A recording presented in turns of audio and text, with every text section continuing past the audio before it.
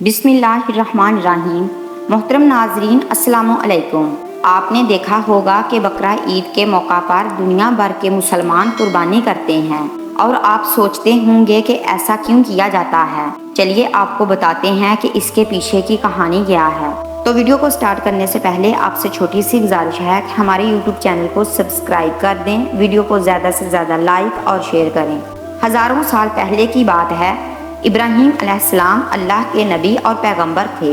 एक दिन जब हज़रत इब्राहीम अलैहिस्सलाम सो रहे थे तो उन्होंने एक ख्वाब देखा जिसमें अल्लाह ने इब्राहीम अलैहिस्सलाम से फरमाया कि इब्राहीम, आपके नज़दीक जो सबसे प्यारी और महबूब चीज़ है उसे आप अल्लाह की राह में कुर्बान कर दें।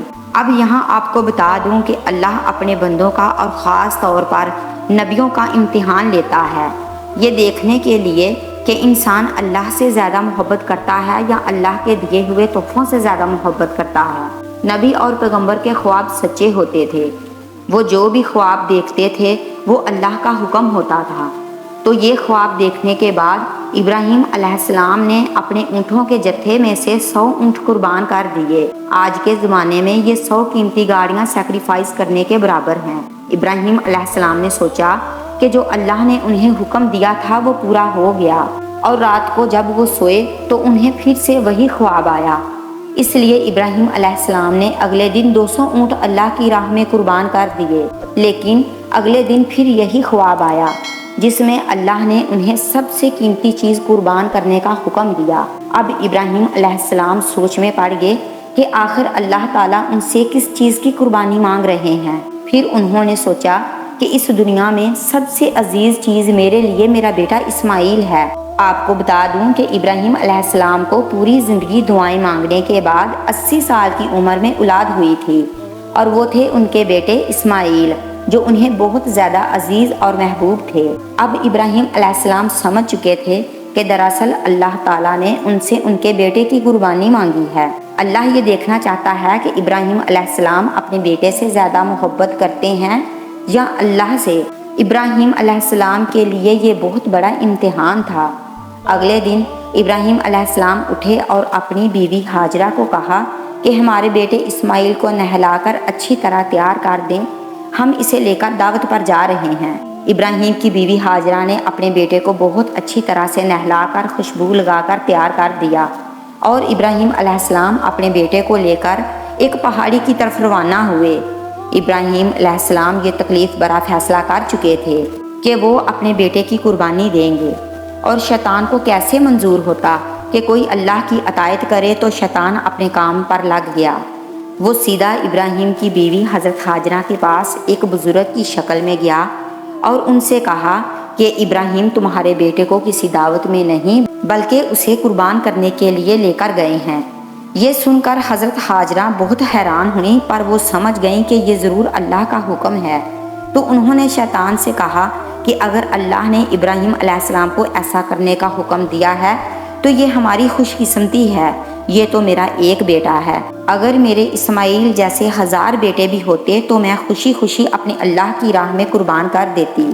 सोचिए, एक माँ के लिए ये कहना कितनी बड़ी बात है। जब शैतान हज़रत हाजरा को भड़काने में नाकाम हो गया तो वो सीधे उनके बेटे इस्माइल के पास गया और कहने लगा कि तुम्हारे बाबा तुम्हें किसी दावत पर नहीं बल्कि तुम्हें मारने के लिए लेकर जा रहे हैं। जवाब में हज़रत इस्माइल अलैहिस्सलाम ने कहा कि अगर ये अल्लाह का हुक्म है तो मेरे लिए इससे बड़ी क्या खुशनसीबी की बात है कि मैं अल्लाह की राह में कुर्बान हो जाऊं। 13 साल के बच्चे में इतनी समझ और बहादुरी होना कितनी बड़ी बात है। यहाँ भी जब शैतान नाकाम हो गया तो वो इब्राहीम को भड़काने की कोशिश करने लगा कि तुम्हें ये बेटा इतनी मन्नतों से मिला है, अगर तुमने इसे कुर्बान कर दिया तो बुढ़ापे में तेरा सहारा कौन बनेगा, और अगर अल्लाह ने ये कुर्बानी भी कबूल नहीं की तो तुम्हारा कितना बड़ा नुकसान हो जाएगा। ऐसा मत करो। शैतान हर तरह से उन्हें बार बार बहकाने की कोशिश करता रहा, और गुस्से में आकर इब्राहीम अलैहिस्सलाम ने शैतान को पत्थर मार दिए।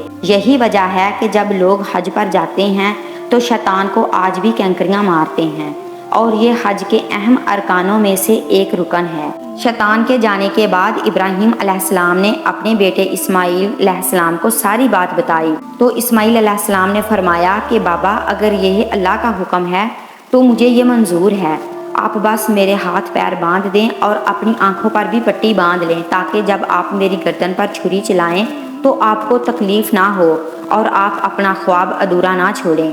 بس پھر ابراہیم علیہ السلام نے اپنے بیٹے کے ہاتھ پیر باندھ دیے اور اپنی آنکھوں پر پٹی بھی باندھ لی، اور جب انہوں نے حضرت اسماعیل علیہ السلام کی گردن پر چھری چلائی تو ایک جانور کی آواز سن کر وہ حیران ہو گئے۔ انہوں نے جب آنکھوں سے پٹی کھولی تو ایک دمبا ذبح ہوا تھا اور اسماعیل علیہ السلام ان کے پاس کھڑے تھے اور مسکرا رہے تھے۔ تب آسمان سے اللہ نے حضرت ابراہیم علیہ السلام سے فرمایا، اے ابراہیم، آج آپ اس امتحان میں کامیاب ہوئے، ہم نے آپ کی یہ قربانی قبول کی۔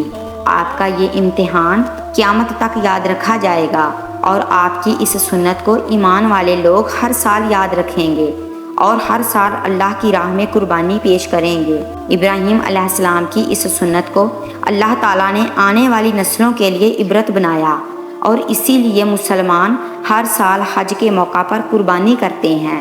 بقرہ عید پر جو بھی حلال جانور قربان ہوتے ہیں ان کے گوشت کو 3 حصوں میں بانٹا جاتا ہے۔